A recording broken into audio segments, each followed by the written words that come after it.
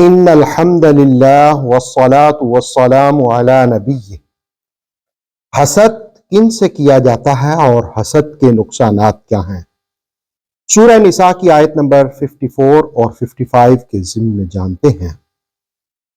ام یحسدون الناس علی ما آتاہم اللہ من فضل، کیا حسد کرتے ہیں لوگوں سے اس نعمت پر جو اللہ نے انہیں اپنے فضل سے عطا کی ہے۔ فقد آتینا آل ابراہیم الکتاب والحکمت،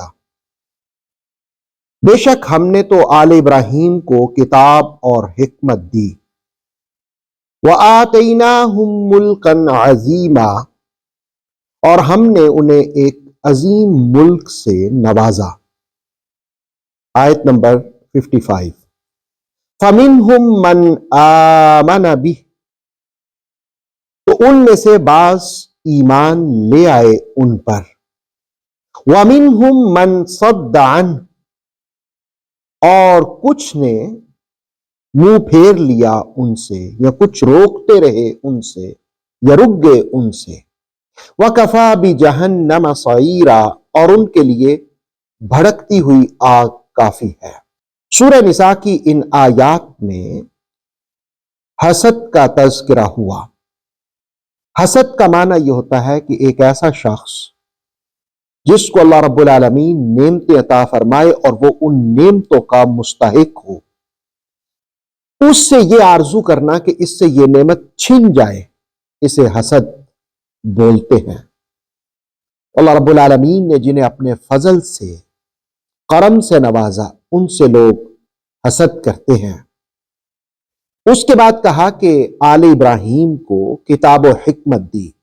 آل ابراہیم میں بڑے اہم نام آتے ہیں جن کو اللہ نے علم و حکمت سے نوازا تھا۔ حضرت اسحاق، حضرت اسماعیل، حضرت موسیٰ، حضرت داؤد، حضرت سلیمان، حضرت یوسف۔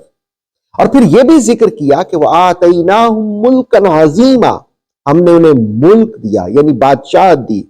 حضرت داؤد، حضرت سلیمان، حضرت یوسف، یہ نبی ہونے کے ساتھ ساتھ بادشاہ بھی تھے۔ الناس سے مراد یہاں ابن کثیر نے لکھا کہ نبی پاک صلی اللہ علیہ وسلم بھی ہو سکتے ہیں اور ہیں، ان سے بھی بعض لوگ حسد کرتے تھے۔ الناس سے آل ہاشم بھی مراد دیے گئے ہیں۔ ابن عباس کہتے ہیں کہ اس آیت میں ہم مراد ہیں، یعنی اہل بیت، آل ہاشم، نہ کہ اور لوگ۔ امام جعفر صادق رضی اللہ تعالیٰ عنہ فرماتے ہیں کہ نحن المحسودون، ہم ہیں وہ لوگ، یعنی اہل بیت ہیں وہ لوگ جن سے دشمن حسد کرتے ہیں، جن سے لوگ حسد کا شکار ہوتے ہیں۔ ہم اصل میں حسد کا شکار کس سے ہوا جاتا ہے؟ جس کو اللہ نعمتیں عطا فرمائے، اس سے حسد کا شکار ہوتے ہیں۔ حسد کے نقصانات کیا ہیں؟ مولا علی کرم اللہ وجہ الکریم فرماتے ہیں کہ حسد ایمان کو آہستہ آہستہ یوں کھا جاتا ہے جس طرح آگ دھیرے دھیرے لکڑیوں کو کھا جاتی ہے۔ اس کے بعد آیت نمبر 55 میں دیکھیں، فَمِنْهُمْ مَنْ آمَنَ بِهِ، اس میں ہی ضمیر کا مرجع رسول پاک صلی اللہ علیہ وسلم ہے، یا حضرت ابراہیم ہے، یا آل ابراہیم ہے۔ بعض مفسرین نے قرآن کریم کی طرف بھی مرجع اس ضمیر کا کیا ہے۔ اللہ رب العالمین ہمیں حسد سے محفوظ فرمائے اور حسد کے نقصانات سے بھی بچنے کی توفیق عطا فرمائے۔ آتھینٹک اسلامک نالج کے لیے نور وحی یوٹیوب چینل کو سبسکرائب کیجئے، بیل آئیکن کو پریس کرنا مت بھولیے۔